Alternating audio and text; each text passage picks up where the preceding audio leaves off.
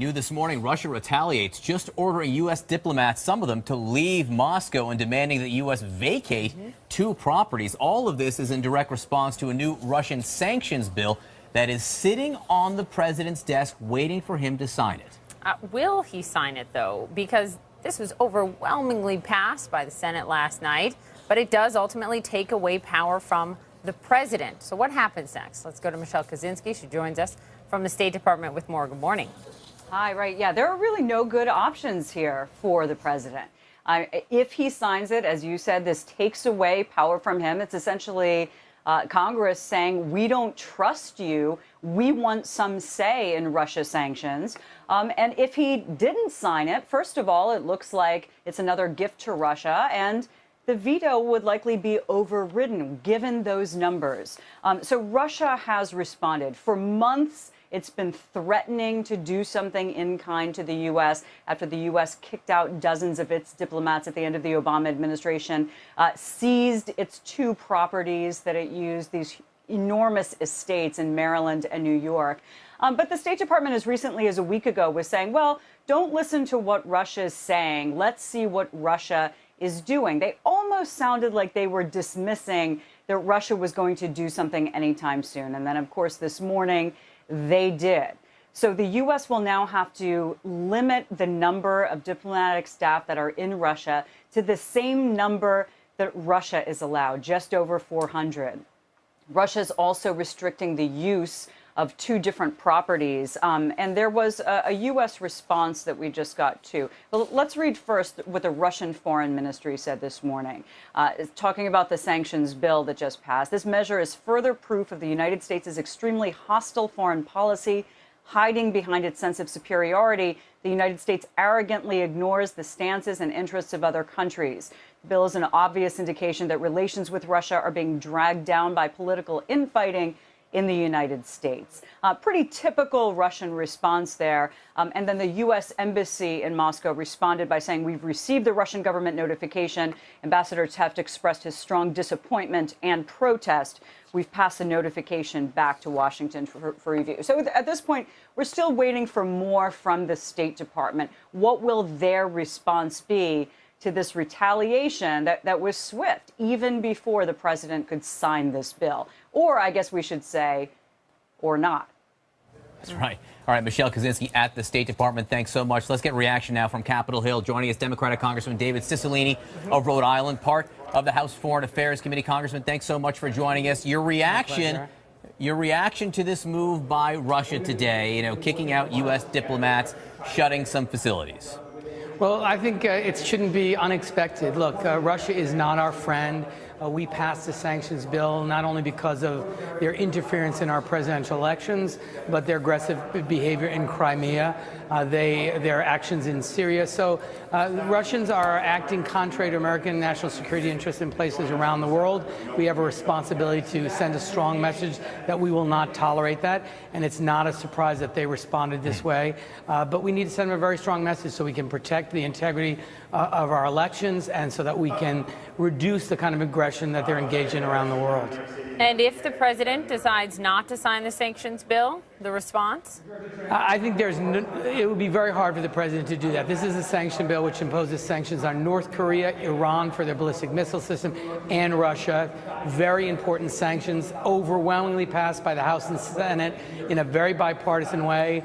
They're both, in the House at least, it's veto-proof. I think it is, of course, as well in the Senate. So I don't think the president can do math, we hope, and he would know that they would be overridden. It's very important these sanctions go into place. So, Congressman, obviously health care in the Senate went down last night overnight, the efforts to repeal and replace Obamacare. I'm not sure whether you were staying awake, watching what was happening, but whether or not you were watching or whether you heard it when you woke up, what was your reaction when you saw John McCain give that thumbs down?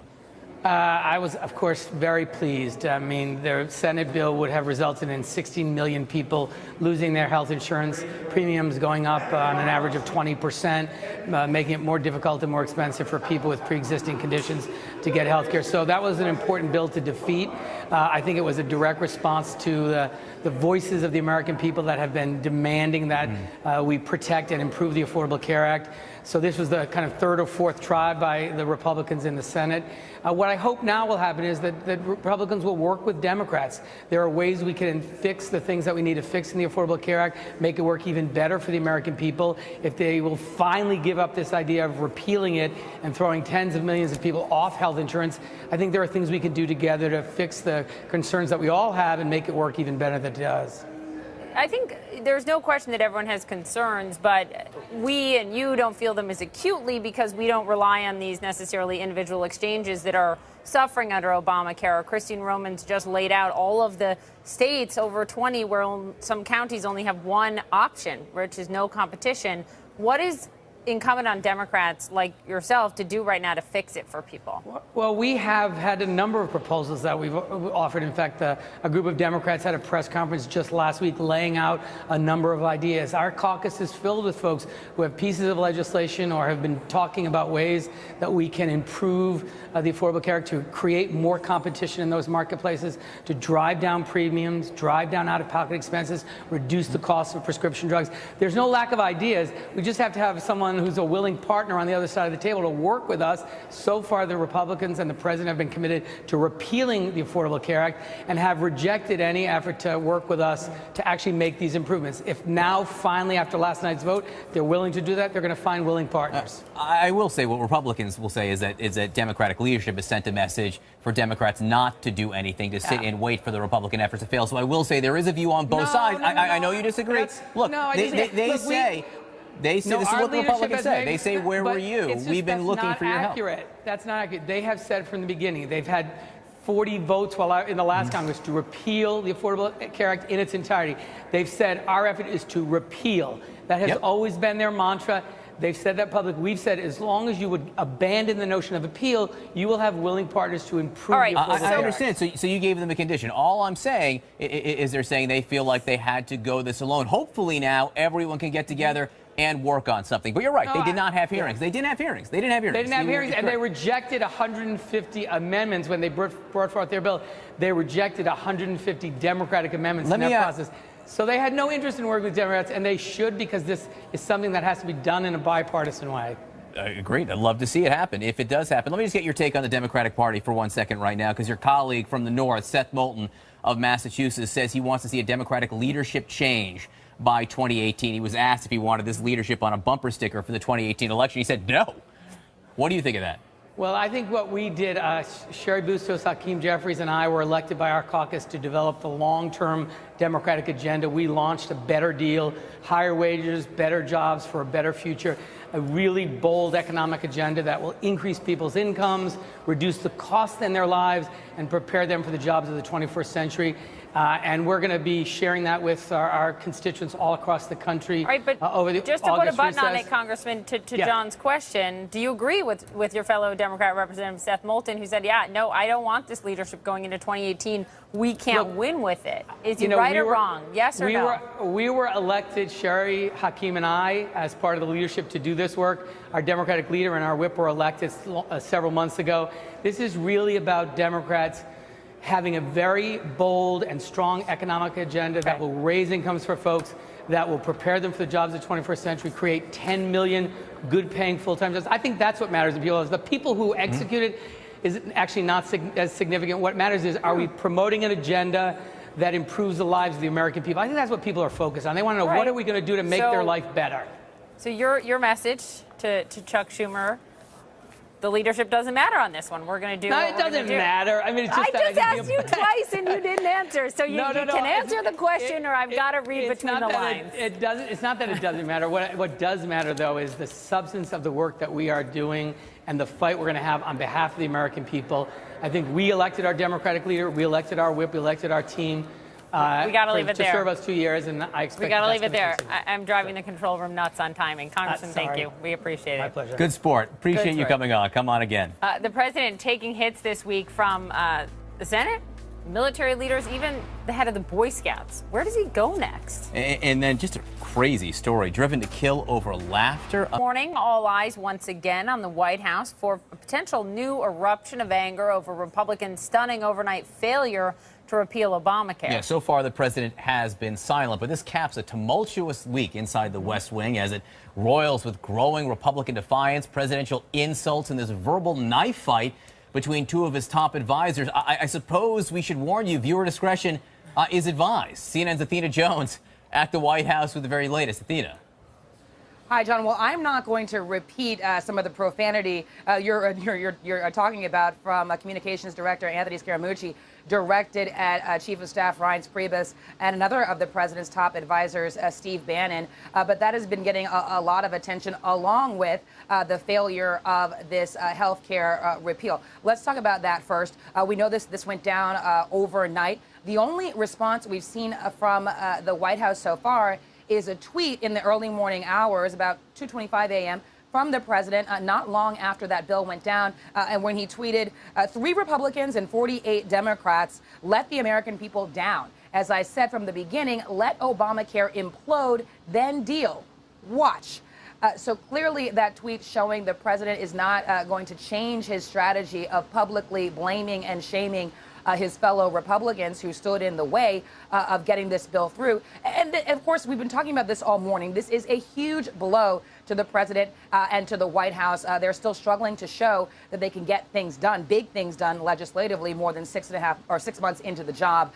When it comes to the Scaramucci matter, what's so interesting here is that it's really, really uncommon. We can't highlight this enough to see such a public display of animosity coming from a communications director to other senior members of the White House staff. He repeatedly used the F word in a phone call with the New Yorker's Ryan Lizza in talking about both Reince Priebus and Steve Bannon. He used other vulgar terminology we can't say on TV to refer to Bannon. And, you know, Scaramucci himself later tweeted, not an apology, but just saying, you know, he uses colorful language. He'll refrain from doing that in this arena, but he'll remain passionate about pushing the president's agenda. Asked about this last night, Sarah Huckabee Sanders, incoming press secretary, said he's using colorful language. I don't anticipate he'll do it again. But she has also talked about how the President Trump, encourages competition. She says healthy competition, which he believes can get results. But so far, this infighting is proving to be much more of a distraction. And when it comes to the disruption of Washington that the president and his team promised, this idea of coming in with a better way of doing things, the only disruption we're seeing so far is here at the White House, and it looks like it's standing in the way of him getting his agenda through. Getting anything through. Athena Jones, thank you. So, as Athena just said, Scaramucci is certainly making the headlines. He's on a mole hunt as well. The new White House communications director, 1 week in, promising to fire everyone until the White House leaks are plugged. Joining us now, Ned Ryan, former speechwriter for President George W. Bush and CEO at American Majority, and Alex Conant, former communications director for Marco Rubio and former White House and Republican National Committee spokesman. Nice to have you both here. And Alex, you wrote a piece about this just yesterday. And you said, look, these leaks, you can fire everyone. These leaks are not going to stop because one key thing is missing in the White House, and that is? That's unity. I mean, you have all these different factions in the White House who feel empowered to leak against each other because they're trying to seek advantage. Look, this is a cultural problem at the White House. There's no unity, there's no loyalty, and there's no self-discipline. And it starts at the top. When you see the president attack members of his cabinet and undermine his own staff, then they're not going to be loyal to him. There is no such thing as blind loyalty in politics. It's a two-way street. And same thing with self-discipline. The president gives off-the-record interviews to reporters all the time where he says more than he should. The staff knows that, and they follow his lead. You know, Anthony Scaramucci himself said a fish rots from his head, but there are 2 fishes, he says, that don't smell. The president and Anthony Scaramucci. That is according to Anthony True Scaramucci. Quote. Yeah, I'm not making this up. No, You can't make this up. no. Ned, you know, where does this leave the White House right now? Axios suggesting this morning that maybe Anthony Scaramucci will try to step away from the spotlight a little bit. Maybe a good idea. What do you think happens now with Inside the West Wing? Well, first of all, I want to agree with Alex and say, first of all, everybody that works inside the West Wing and the White House serves at the pleasure of the president and should be putting his priorities first, not their own. So, my hope is that moving forward, senior officials inside the White House would ask themselves before they speak to anybody outside of the White House, whether it's press or anyone else, it's what am I about to say in the best interests of the president and his agenda? And if it's not, you don't say it. And if you're driven by personal motivations and not the president's, maybe it's time that you leave. But I will say this about Scaramucci really quickly. He's right about the leaks. The White House leaks have to stop, and the interagency leaks have to stop as well. And as we're looking at, are there potential shakeups coming, my hope would be if there's going to be a switching up of the team, if you will, I hope that it happens sooner rather than later because, again, this is distracting from some very positive narratives for the White House. By the way, yesterday, there were very positive stories coming out that they stepped on. The GPS testimony, Debbie Wasserman Schultz and the A1 brothers, all of these things, they just need to get out of their way. How can the guy who is saying he's going to fire everyone for the leaks, lie detector test, all of it, how can he say that effectively and have it happen when he is leaking all of this other stuff and when he is saying Reince is on his way out and saying what he said about Reince and Steve Bannon? Blank his own blank. Well, you said it, not me. This is why I'm encouraging all senior officials inside the West Wing and the White House to ask themselves, is this a benefit to the agenda and the president? Take it internally, have these conversations. The thing that's amazing about this, first of all, having tension inside a West Wing is not unusual. Having it litigated in this public a manner is. Take it internally, have these conversations, deal swiftly with this, move on, focus on the agenda. It's not usual. It is also detrimental. And as Poppy points out, there's an enormous pot kettle problem here with Anthony Scaramucci and the issue of leaking. Alice, going into you, and you run occasionally in circles within the Republican establishment here. Reince Priebus, what's his future? CNN had great reporting overnight from a whole team of people where one person close to the president called Reince Priebus the worst chief of staff we've seen in 25 years. Well, look, I think there's plenty of finger pointing to go around inside the West Wing as to why there is so much dysfunction. Ultimately, the buck stops at the president's desk. And the president has not instilled a common purpose amongst his staff that is any bigger than just defending his own reputation. That is the simple truth. What is the purpose of the Trump administration? And does everyone in the West Wing agree that that is their purpose there? And is that what they're working towards together? That has not happened to date. I think that's why you see all these different factions. They just don't share a common vision inside that West Wing. And the president likes it that way. I mean, he likes to have people within his orbit feuding with each other. The problem is that leads to high dysfunction, as we've seen over the last couple of months in the White House. They need to unite, and then they need to show more loyalty and self-discipline, as I wrote in my piece in Politico. I think they need to do some trust falls together. Go away. It's actually true. Go they need to do a retreat. Weekend. Can you imagine this group on a retreat? No, but I'll go cover it. Newt Gingrich, really quickly, Ned, called this a soap opera on Fox News. He's been a big proponent for the president. Right. Really, joking aside, what does this mean for the American people who were relying and betting their livelihood on this administration? Well, again, I want to encourage them. Let's get past the drama, take it inside, deal with this. Again, tension's not unusual. Take it inside. Don't litigate this in public.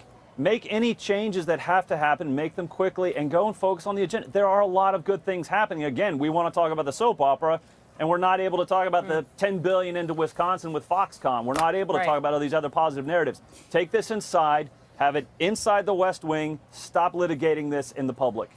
We're not talking about Foxconn, but, we covered it yesterday. But we're also not necessarily talking about healthcare success because it failed overnight, and maybe there is some linkage there. Ned Ryan, Alice Conan, thank you so much for this discussion. No swear words were spoken here. Small moral victory. It's quite an achievement at 9:26 in the morning. The president has not even signed off on the new Russia. All right, good morning, everyone. I'm John Berman. And I'm Poppy Harlow. Breaking overnight, the thumb heard around the world.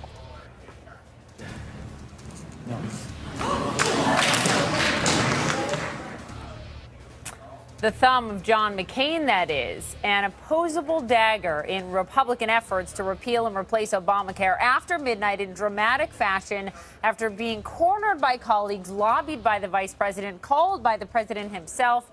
The senator from Arizona voted no on what could be the Republicans' last best chance to overhaul Obamacare. He did it with a simple thumbs down. That thumb, not just casting judgment on health care reform, but perhaps on the entire Trump presidency. Yeah, presidency that seems less focused on policy than personality. A White House consumed with itself.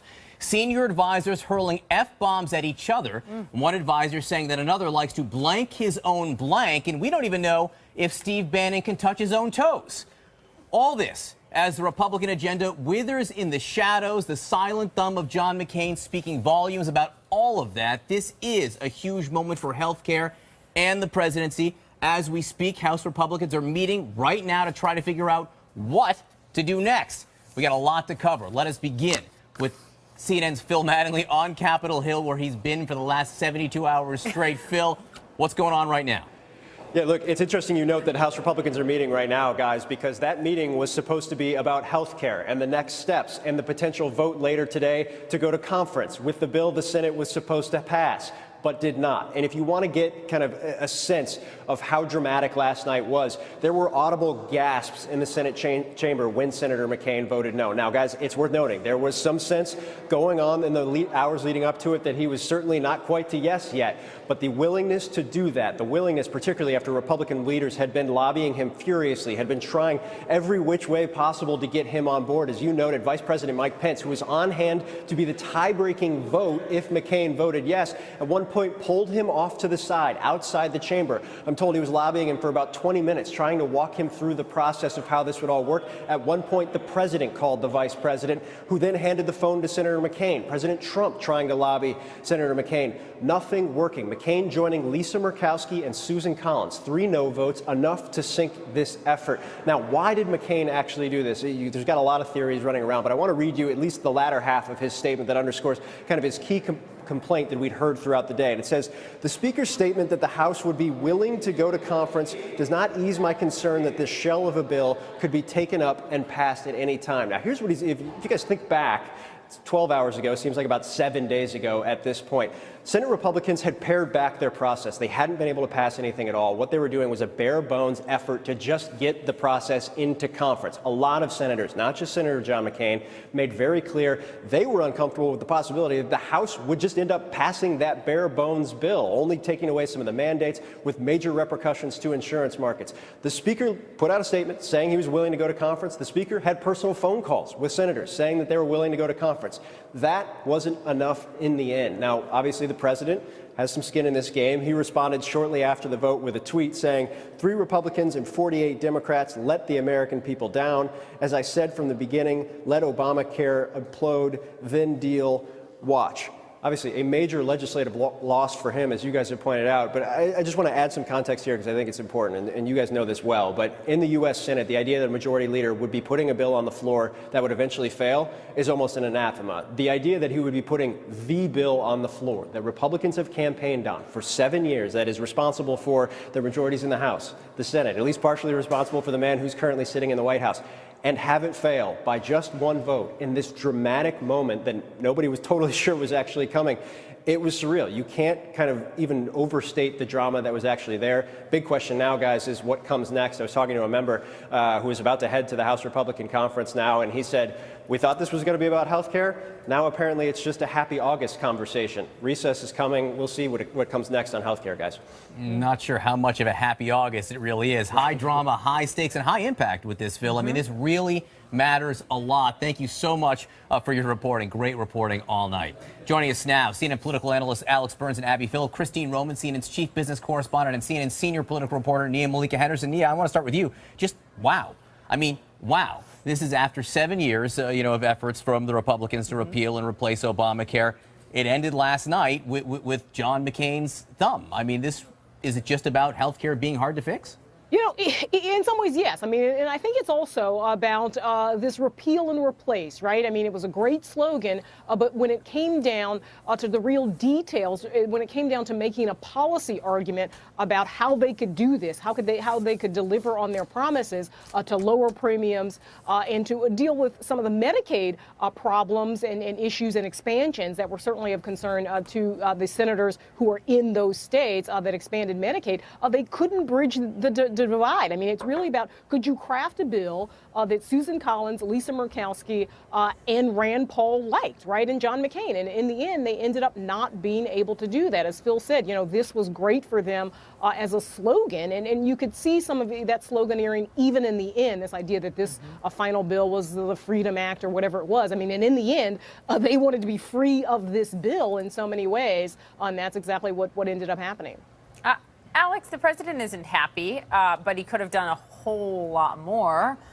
A big part of this is on the president, is it not? And as you noted on Twitter, his final message, his final sale on this one was, "My attorney general is terrible."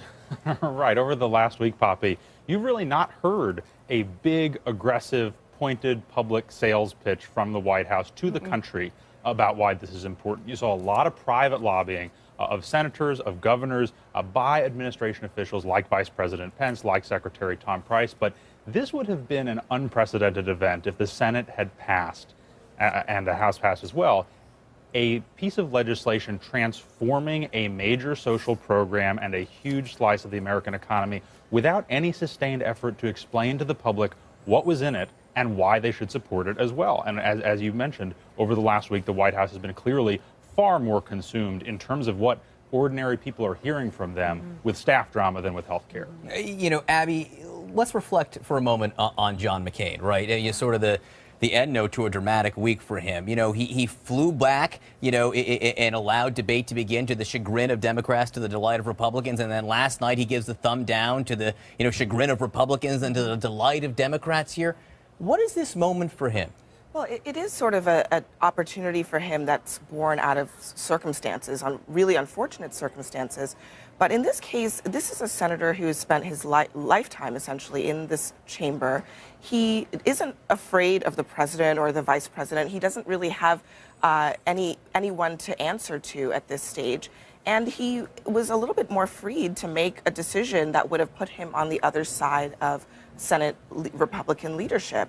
At the same time, this is John McCain. He's known for being a maverick, but he's also a party guy. He's a party guy that went along with the process of opening up debate on this, which many people believed was essentially naive because the process would have been closed and would not have included Democrats as he wanted it to.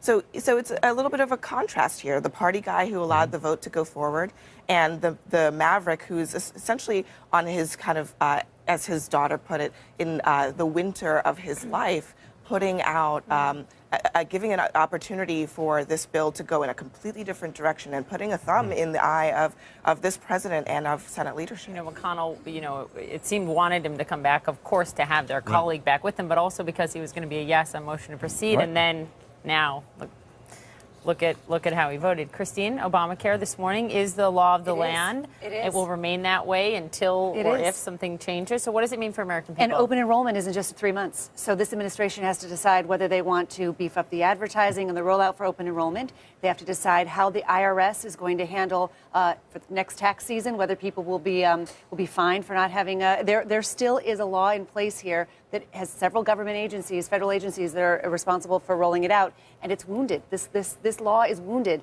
no question. I can show you a picture of the states with counties with only one insurer, and that is expected to increase. There are 3 states that have counties with no insurers at all. That's 25,000 people who don't have access to the Obamacare markets right now because of the insurance problems and the companies that are dropping out, and premiums are rising. So fix it or forget it. That's the question for Congress and for Washington right now. And for this White House, they do have incredible leverage at HHS, at the IRS, to decide that they want to fix it or at least hold it together so it doesn't implode. We're going to have both Democratic and Republican lawmakers on. We're going to ask them, what now? This is on you. What are you going to do about this now? And Nia, I want to take a step back and reflect on really the last 24 hours here in sort of the metaphorical thumbs down that John McCain just gave, not just to healthcare, but in a way, the presidency, saying, I'm going to block right now your signature only legislative initiative that's out there right now. Yesterday, we had the Boy Scouts of America saying, we didn't like your speech, your political speech. We have the military saying, we're not going to implement your transgender policy. And you have a lot of senators saying, we're not going to let you fire Jeff Sessions. This is a whole lot of people, institutional people, including people of his own party, saying, you are not doing this right, Mr. President. Yeah, it's interesting because early on in the week, even before the health care bill went down, I was texting with a Republican. I was like, this seems to be sort of a different kind of week. And we've seen from this president difficult weeks before. But I was talking with this Republican, and they were saying this seems like it might be the worst week of this presidency so far because there was failure on so many different levels. I mean, even a rebuke from conservatives, right, who were upset at his treatment at Jeff Sessions. Scaramucci's first week has not gone well. It's gone disastrously. You think? Yeah, I'm going to say that. I'm going to say that, and we'll see what happens with him. But you're right. I mean, there was this rebuke from all levels and Republicans who we hadn't seen before, basically putting a red line, a line in the sand in terms of what this president had been doing. And I think, this, we'll see what happens. We'll see if there are any further shakeups in this White House, if they sort of get the message. But it really was an extraordinary week for this presidency in terms of blowback from so many different corners and people you would think would be supportive of this presidency, right? People from the military, obviously the Boy Scouts, a very traditional organization, having to send out a letter essentially saying, we didn't agree with what the president said in front of those 40,000 Boy Scouts. So really extraordinary week, and we'll see if anything changes if the president kind of gets the message that this didn't go well. All right. Thank you very much, all of you. Alex Burns, Abby Phillip, Christine Romans, Nia Malika Henderson. It is interesting. The president hasn't, put anything out, no statements yet this morning, either out loud or in the 140 characters he likes to use. Maybe he's speechless? I don't know. Doubt that. We will see. A lot ahead for us this Friday. Sorry, not sorry. The White House Chief of Communications calls the Chief of Staff a, quote, paranoid schizophrenic. And that, folks, is the only part we can say on television. And today, no apologies for what he said. No reaction from the president on that whole tirade, at least not yet. All right, and no regrets. Jeff Sessions says he made the right choice, recusing himself from the Russia investigation. Wonder what the president thinks about that. And some really important news about sanctions overnight. Russia punches back. These are on sanctions the president has yet to even sign. Will he sign them? American diplomats kicked out of Russia. We'll give you the latest next. Beyond is a natural pet food that goes beyond assuming ingredients are safe to knowing they are. Going beyond expectations because our pets deserve it. Beyond, natural pet food. We've all been affected by... When Sean Spicer resigned last week as White House press secretary, we lost Melissa McCarthy's uncanny parody on Saturday Night Live, and we will miss her. But thank God there is a new impersonation to fill the void. Watch this send-up of Anthony Scaramucci. I love the president, thank you. I love the president. I love it. I love you. I love you. I love you. I love you. I friggin' love you. Thank you. I'm going to fire so many people. I don't know who it's going to be, Reince, but I'm going to get to the bottom of the leakage in the White House. You hear me, Reince? That's actor and comedian Mario Cantone. He's playing Scaramucci on Comedy Central's The President's Show. And Mario joins us now. Great to see you. What time is it? What time do you kids get up in the morning? I don't know how you do this. This is brutal. I only got up for you, for him. I know you because did. he promised me sex. That's why I got up. Oh, my God. With you. Thank you for the flowers. By the way.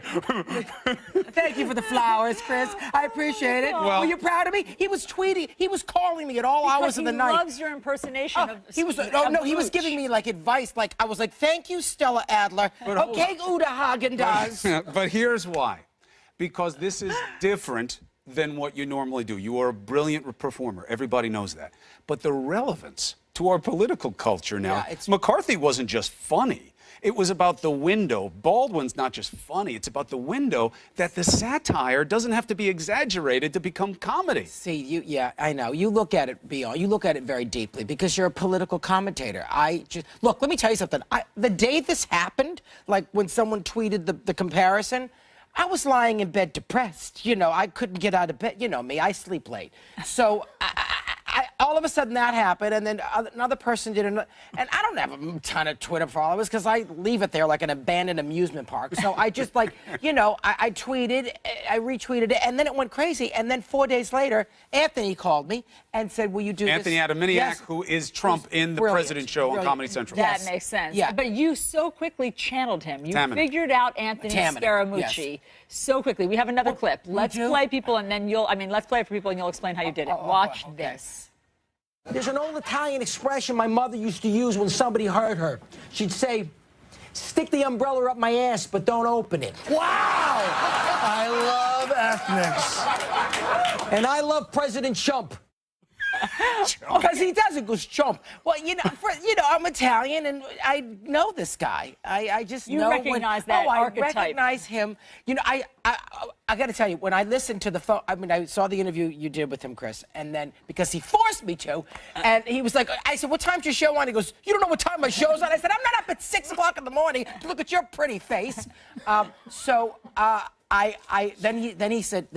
Chris, you tweeted me again. He said, "Look, listen, the phone interview is really interesting." So I listened to the phone interview, and halfway through it, I texted you, and I was like, "This is exhausting. It's draining." I said, "I know Italians repeat themselves, but this guy's taking it to a whole other level." Oh my God, But I mean, he did say things like that. There's an old Italian expression. Yeah, well, he loves the Italian expression. He really does. He does. Yeah, he did that a lot. He did. I just think he's.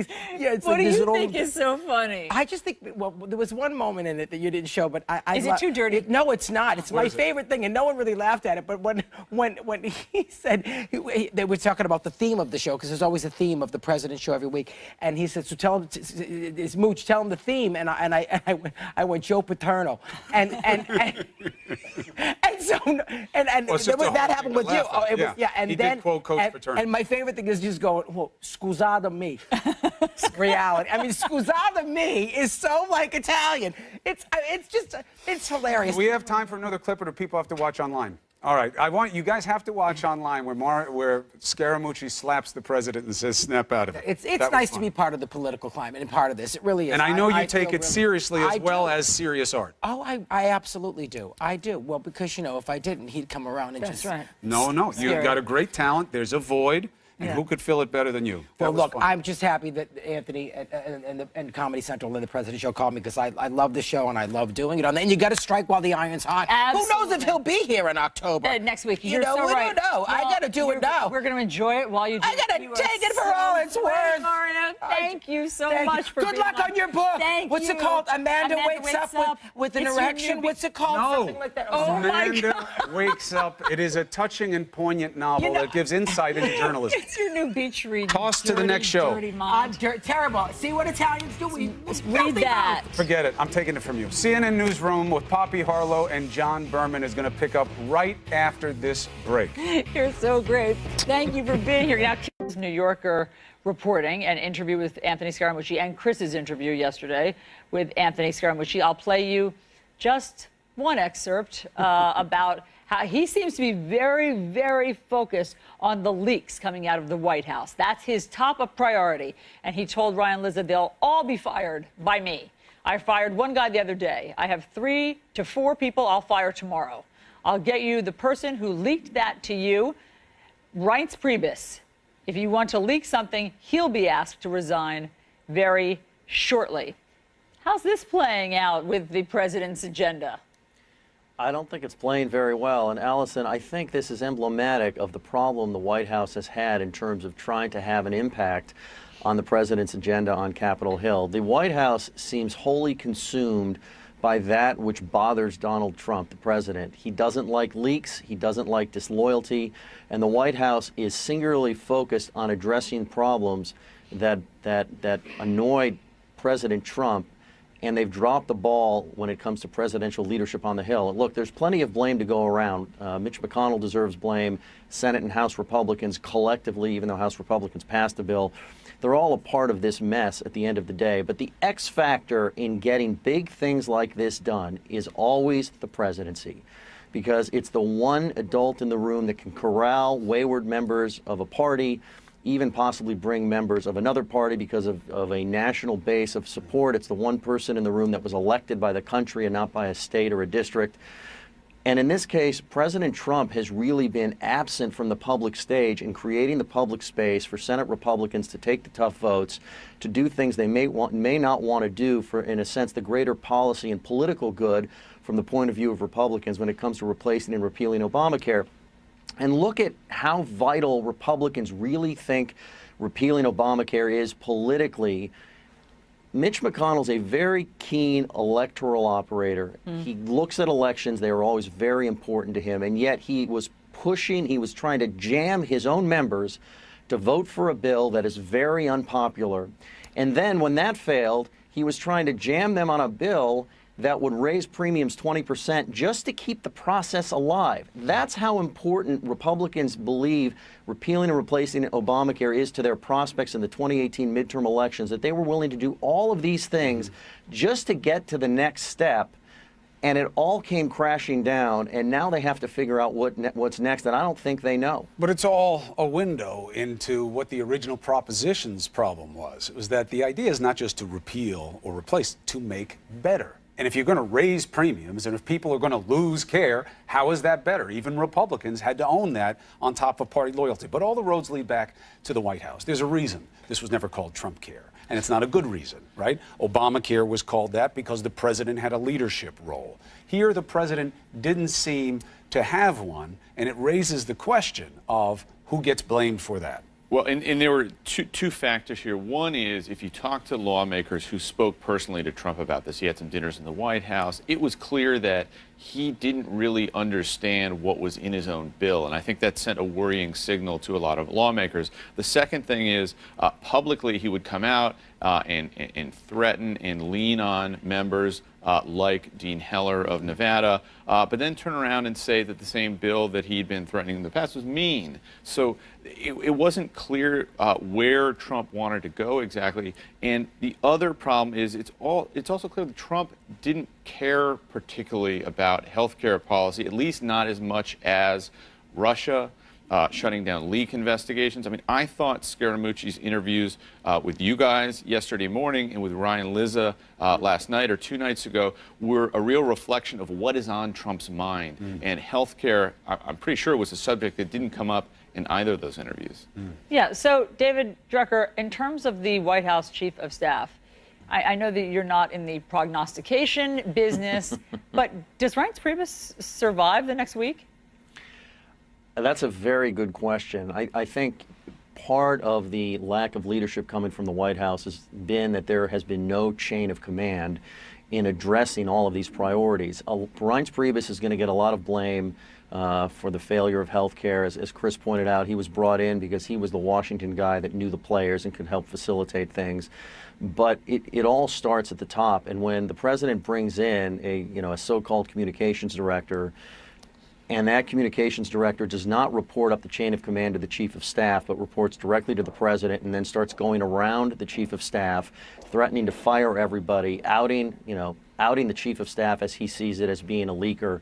There's no way you can present a united front and work with your party on the Hill to actually get anything done, because Republicans on the Hill are looking at this chaos and they're saying to themselves, these guys don't know what they're doing, they can't be trusted, and if things go south, they're not going to have my back, because they don't even have each other's back.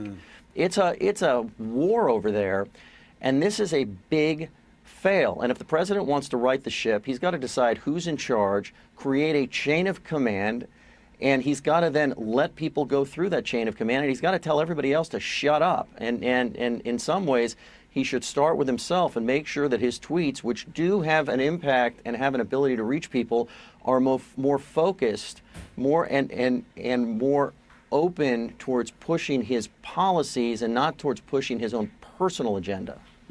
It's, Scaramucci said what he said. He gave Lizza one heck of a story. For sure. But he, I think it's fair to say, is a symptom of the disease, not the disease itself. It's been going on for a long time in this White House. It seems the one thing that may bring the Republicans together right now is they've all been asking the president to stop going after their own. What he did to Jeff Sessions, stop the madness in his own White House. We'll see if he can get them to do it. The day is young. Panel, thank you very much for all of the insights. All right. So, what is even a possibility when it comes to bipartisan work to deliver better health care for people? Isn't that what's supposed to be the goal?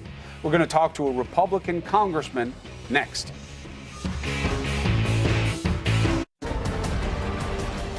And as I said, we look forward to our colleagues on the other side suggesting what they have in mind. So now, Mr. President, it's time to move on. All right, that was Senate Majority Leader Mitch McConnell moments after a very dramatic vote on Capitol Hill. It happened early this morning, and there was a stunning no vote from Senator John McCain, sinking the GOP's effort to repeal Obamacare. What's next? Joining us now is Republican Congressman Scott Taylor of Virginia to talk about this and much more. Good morning, Congressman. Good morning, Allison. How are you? I'm well. I don't know what time you went to sleep, but what was your reaction when you saw John McCain get up and give that very dramatic thumbs down? Well, I didn't see that. But obviously this morning I woke up to the news. But I'm certainly disappointed. Of course, what happened last night doesn't help the folks that are hurting under this law, businesses and individuals across the country, and certainly in my district. So hopefully we can work together and get something that addresses those issues. Do you think that the turmoil in the White House that has been so colorfully outlined in places like the New Yorker, yesterday here, the new communications director, Anthony Scaramucci, kind of laid it out. Do you think that that has been getting in the way of successful legislation and the president's agenda? At times, yes, of course. Listen, I think, I know that there was efforts, of course, from the White House to try to get some of these senators, of course, to get on board. And relationships matter, no matter where you are.